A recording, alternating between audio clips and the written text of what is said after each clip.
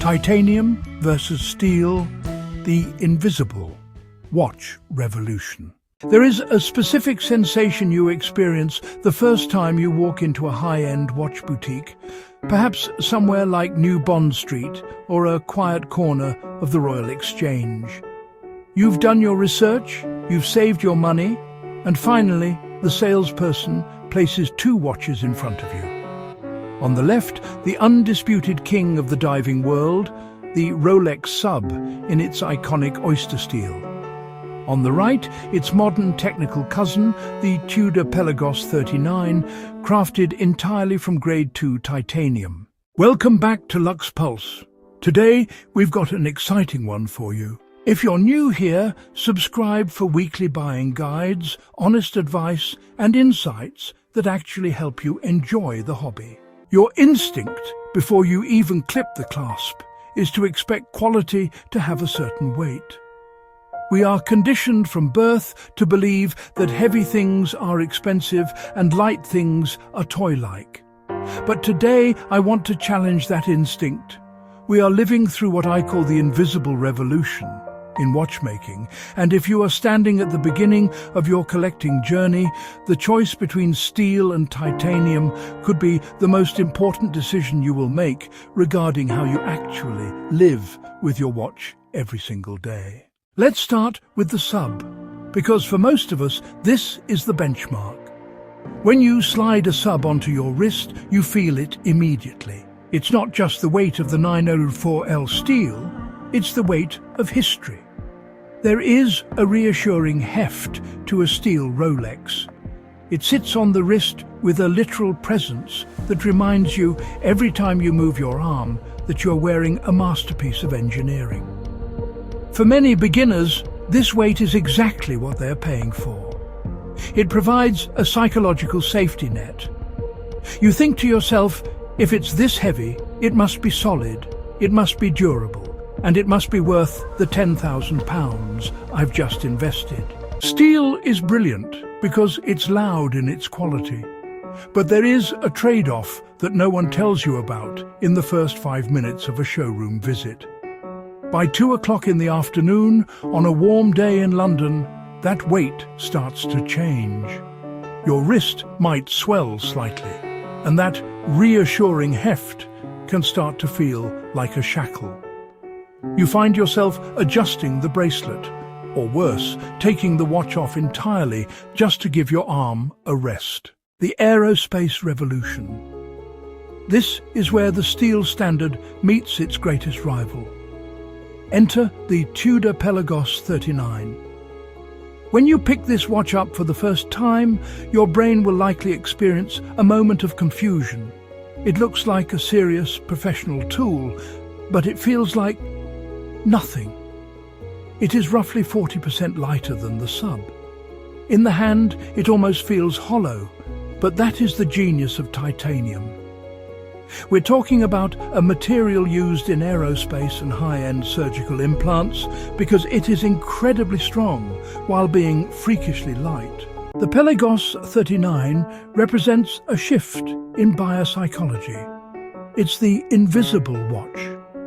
When you put it on, it disappears. Within 60 seconds, your nervous system forgets it's there. For the person who wants a watch to be a companion rather than a statement, this is a revelation. It doesn't slide around your wrist under its own momentum. It doesn't bang against your laptop while you're typing. It just sits there, perfectly balanced, waiting for you to glance at it. I want to provide some reassurance here because I know what you're thinking. If it's so light, does it feel cheap? This is the hurdle every beginner has to clear. In the luxury world, we have to unlearn the weight equals wealth rule. Titanium isn't light because it's a lesser material.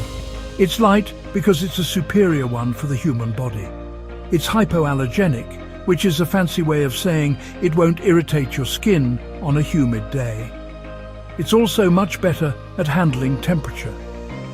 Steel can feel icy cold in the winter or burning hot if you've been sitting in the sun. Titanium stays neutral. It's a watch that is designed to be worn, not just displayed. However, we have to talk about the vibe, because that is a huge part of why we buy these pieces. Steel is the peacock. It's shiny, it's reflective, and it announces its presence.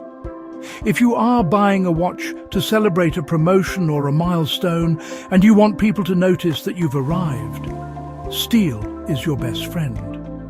It has a luster that titanium simply cannot replicate. Titanium has a darker, matte, almost stealth grey finish. It doesn't shout, it whispers. The Pelagos 39 is brushed, not polished. It's for the person who wants to know they are wearing something special without needing everyone else in the room to know it too. Then there is the question of durability.